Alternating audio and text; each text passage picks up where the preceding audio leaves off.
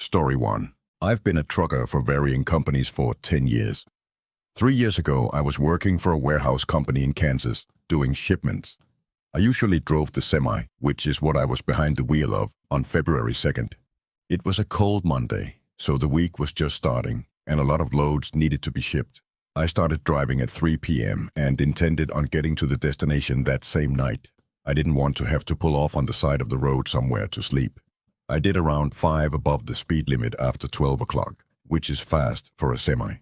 I was starting to feel very tired, but the destination was less than an hour away, and I figured I could do it. My eyes were getting dry, and it was starting to become a chore just to keep them wide open. I splashed some water on my hand and then rubbed it on my face. It helped a little bit in waking me up. My truck was the only vehicle on this road at this hour, so besides my headlights, the road was completely dark. I remember reaching to take a sip of my water and almost spitting it out when I saw a figure approaching fast up in the distance. I hit the brakes hard, and as the truck slowed down close to a halt, I could better distinguish the features of this person almost standing in the middle of the road. He seemed to be wearing all black, with some kind of black scarf wrapped around his neck, and he had an unnaturally long neck. I know it's a weird thing to pick up on, but it was almost freaky looking. His face itself, however, was a complete blur. I couldn't make out any features. As my truck slowed down and got closer to this mysterious man, I was about to roll down the window to ask if he needed a ride, but he just turned to his left and darted into the woods. I didn't take an extra second to stop and think about it. I just pressed on the gas pedal again and moved on, regardless of how freaky it was. I was in a rush. In fact, it wasn't even until about 20 seconds after that, my heart really started racing from the taking, and how strange it really was.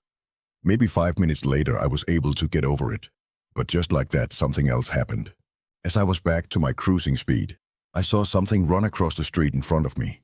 At first it looked like a big animal, but as I got closer and it crossed into the woods, I realized it looked like another person.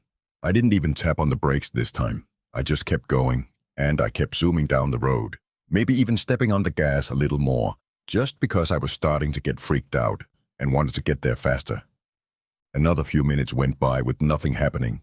However, I was getting increasingly tired, and at times I was even swerving into the other lane a little bit. 40 minutes or so left in the drive, and I didn't know if I could make it anymore. I started looking around for good places to pull over and park for the night. There was eventually a little opening on the side of the road made of gravel. I guess it was meant to be just a little parking rest stop kind of thing. I pulled the semi into it, parked it, and leaned back and rested my eyes.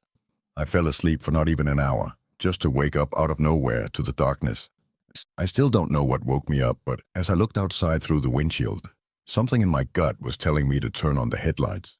So I flicked the knob, and lights lit up the surrounding area in front of my truck. There was something in front of the truck though, a man. That same man with the black scarf I'd seen earlier, standing on the side of the road. Now I could see his face much clearer. He had a very wide smile, and his eyes were open as wide as possible, and he looked right at me through the windshield. I turned the truck on and pulled it out of that little clearing as best as possible.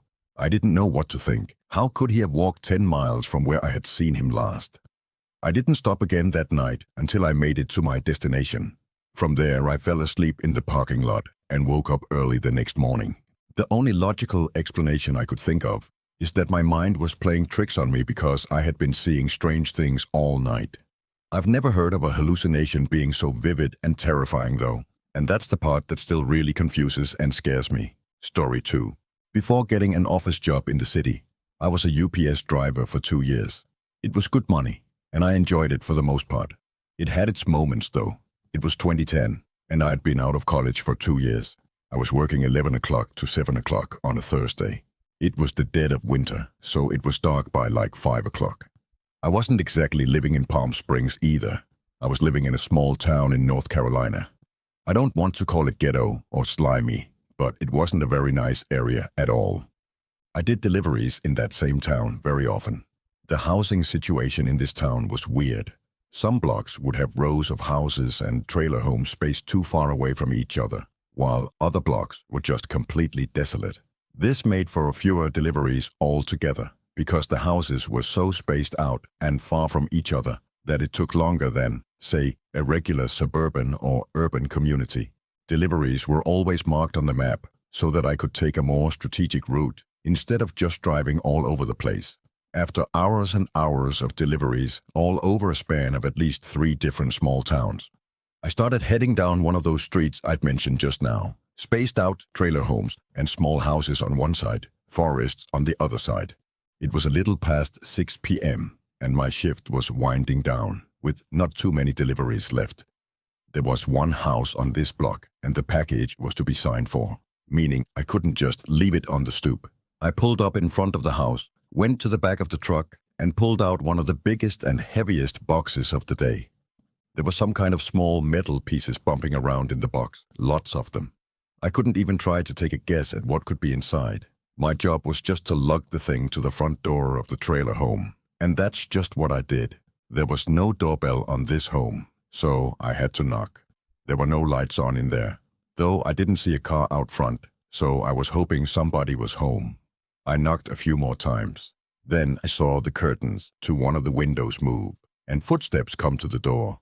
Then there was a long pause, a suspicious and unnecessarily long pause, before the door finally cracked open. Some older woman poked her head out, all when I said she had a package to sign.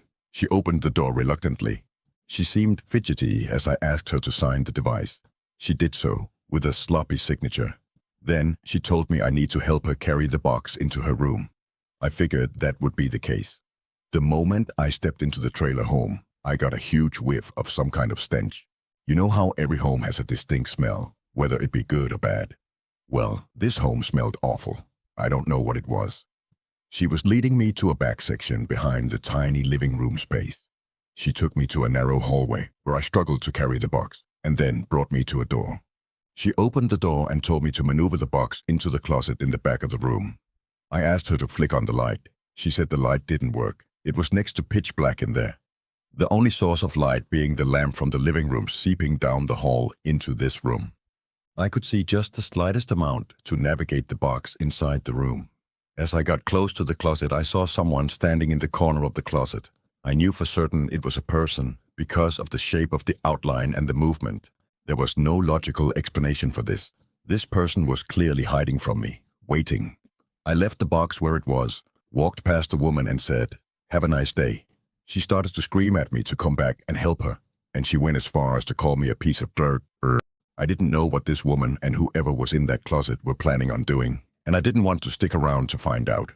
I went on with my shift and went home that night, and thus began my job hunt for a newer, better job. Story 3. I've been a truck driver since I was 25, and I've done a lot of night drives and, of course, had my fair share of odd experiences. I did deliveries for a number of different types of companies.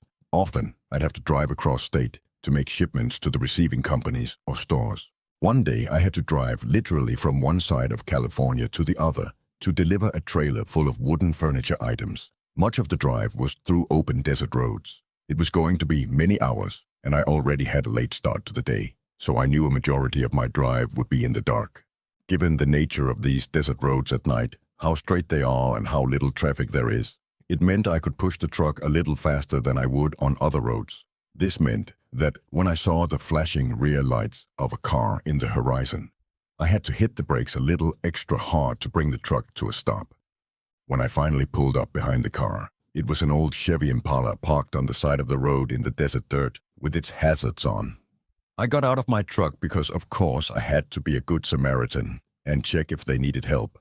I walked over to the car and tapped on the window, only to get no kind of response. I bent down a little to look into the car through the tinted window. There didn't seem to be anyone sitting inside. I did the same thing for all 3 other seats and could confirm there wasn't anyone in the car.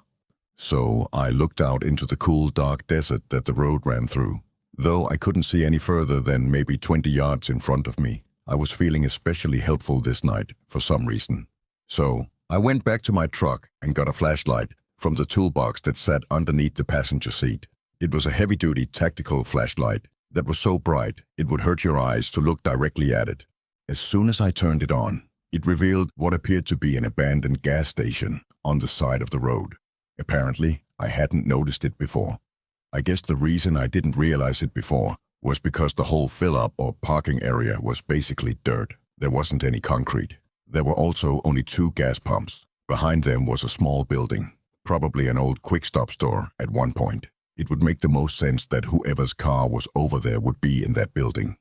I went to the front door, which was permanently jammed open, and the flashlight lit up a decent portion of the room inside. It was what I thought a big convenience store you'd find at many gas stations, or at least it used to be. It was no wonder it didn't last on a road like this, though. I called out to let anybody know of my presence, and that I was there to help. There was the slightest bit of echo in the room, which gave me chills for some reason. Then I heard something, probably a shoe scrape against the floor, on the opposite side of the room behind a few shelves that were probably once filled with snack items and drinks.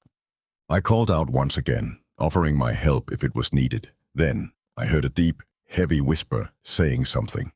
I understood what was said immediately, but I didn't understand why whoever said it would say that. I was also hearing heavy breathing in one corner of the room. It was enough to make me get the hell out of there in a hurry. On my walk back to my truck, this is what I heard. There had to be at least 5 seconds of confusion. I didn't know if what I was hearing was real or not, if that even makes sense. I ran to my truck and called 911 because, to be honest, I was too scared to go back in that building. They asked for an exact location, and I couldn't tell them. All I could say was that I was by an abandoned gas station on some road in the desert. They asked me to stay on the line so I could describe my location better. But suddenly, the car in front of me turned on, started speeding down the desert road. I didn't even notice him get into his car. It was so dark, and I was so distracted by the phone call. I ran back into the building to see if anybody was still in there, while, of course, keeping 911 on the line. I went to the back section where I'd heard the voice and breathing, and I was mortified to see a fresh pool of blood on the floor. I could only imagine what happened. I explained into the phone that I believed I just stumbled into a crime scene. Eventually, they were able to send a bunch of state troopers to the scene. They asked me for any information I could give, license plate number, what the suspect looked like, what I thought happened. All I said was it was a black Chevy Impala from the early 2000s, and I heard a man tell me to get out before hearing a woman screaming as they left the building. There was no body left behind, but I had a few ideas of what might have happened. I'm sure the state police took some blood samples and whatnot, but I wasn't able to be of much more assistance. Shamefully, I did not have a dash cam at that point to get the license plate number, but literally the next week, I installed the dash cam into my assigned truck. This was just one of those once-in-a-lifetime experiences that will always haunt me.